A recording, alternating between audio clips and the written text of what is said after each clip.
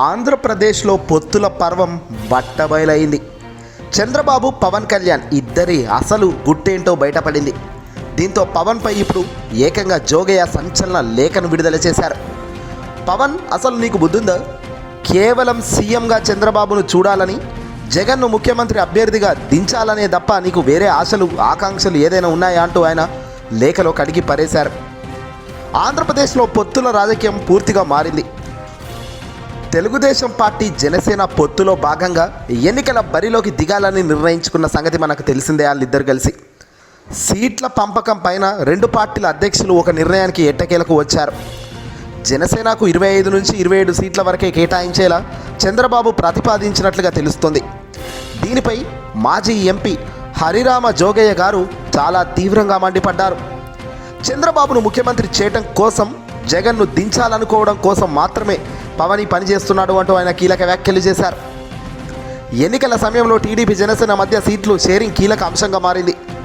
జనసేన పవన్ 35 సీట్లు కోరగా ఈ మేరకు జాబితాల్లో సహా చర్చల్లో ప్రతిపాదించారని సమాచారం. కానీ బాబుగారు ఏకంగా 25 నుంచి 27 సీట్లు మాత్రమే ఈ అంగీకారం వచ్చిందట. ఇప్పుడు జనసేనకు 40 సీట్లు తగ్గితే ఓట్లు బదిలీపైన ప్రభావం పడుతుందనే చర్చ అంతర్గతంగా జనసేన వర్గాల్లో చర్చ నడుస్తుంది. ఇప్పుడు ఇదే సీట్ల అంశం పైన చేగొండి హరిరామ జోగయ్య గారు జనసేన పవన్ను బహిరంగ లేఖ ద్వారా కడిగి పారేశారు. అందులో కీలక అంశాలను ప్రస్తావించారు ఆయన. జగన్ను దించాలంటే చంద్రబాబును సీఎం చేయటం కోసమా అంటూ జోగయ్య పవన్ను నేరుగా ప్రశ్నించారు. చంద్రబాబుకు అధికారం కోసం కాపులు పవన్ వెంట నడవటం లేదని ఆయన పేర్కొన్నారు. దమాపా ప్రకారం జనసేనకు 40 నుంచి 60 సీట్లు ఇవ్వాలని, అప్పుడే ఓట్లు బదిలీ జరిగేందుకు అవకాశం ఉంటుందన్నారు. ఇక్కడ అడ్డంగా పవన్ కళ్యాణ్ ఎవరి కోసం, ఎందుకోసం నిలబడుతున్నారో క్లియర్గా ఈ విషయాలన్నీ చూస్తుంటే అర్థమైపోతుంది. కేవలం చంద్రబాబును సీఎం చేయాలి, తగిన విధంగా చంద్రబాబు నుంచి ప్యాకేజ్ అందుకోవాలి అన్న ఏకైక లక్ష్యంతోనే పవన్ అడుగులు వేస్తున్నారు అని క్లియర్ కట్గా అర్థమైపోతుంది. ఇంతకన్నా ఉదాహరణ, ఇంతకన్నా ఎగ్జాంపుల్స్ మరి ఎన్ని చెప్పుకోవాలి? పవన్ మొదటి నుంచి ఇవే ధోరణి. చంద్రబాబు అరెస్ట్ అయి జైల్లో ఉంటే ఈయన వెళ్ళి పొత్తు ప్రకటిస్తాడు. చివరకు ఇప్పుడు పొత్తుల్లో అసలు ఎన్ని సీట్లు ఏంటి అనే క్లారిటీ లేకుండా పొత్తు ప్రకటించాడు. పోను ప్రకటించావు, కనీసం జనసేన క్యాడర్కి సంబంధించిన వ్యక్తులకు ఎవరికైనా ఒక్కసారైనా ఇన్ఫామ్ చేసి చర్చించిన తర్వాత పొత్తు ప్రకటన చేశావా? సొంత నిర్ణయాలు రాజకీయాల్లో ఎప్పుడు ఎక్కడ పనిచేయవు, కాస్తో కూస్తో జాగ్రత్తలు ఉంటాయి. ఇవేవీ తెలుసుకోకుండా, తెలియకుండా అడుగులు వేసే పవన్కు ఇప్పుడు అనేక మంది ప్రశ్నలు వర్షం కురిపిస్తున్నారు. జోగయ్య గారు కూడా అదే లేఖ రూపంలో ప్రశ్నల వర్షం కురిపించారు.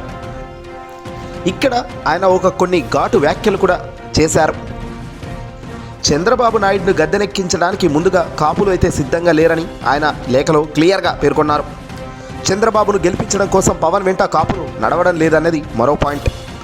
సీట్లు సాధించలేని వాడివి రేపు రాష్ట్ర ప్రయోజనాలు ఏ రకంగా కాపాడతావు? అసలు నీకు ఏదైనా అవగాహన ఉందా? ఏదైనా స్పష్టత ఉందా? ఏదైనా ఆచరించే గుణం ఉందా అంటే వీటికి ఏ దానికి లేదు అనే సమాధానం తప్ప మరొకటి కనిపించలేదు. ఏదైనా చంద్రబాబుకు ప్యాకేజీకి వంగి ఏదైనా చేస్తానంటే ప్రజలు నిన్ను వంగబెట్టి తంతారు అనేది క్లియర్ కట్గా తెలుస్తుంది. రాబోయేది కూడా అదే. ఈ వీడియోని అసలు లైక్ కొట్టి షేర్ చేయండి.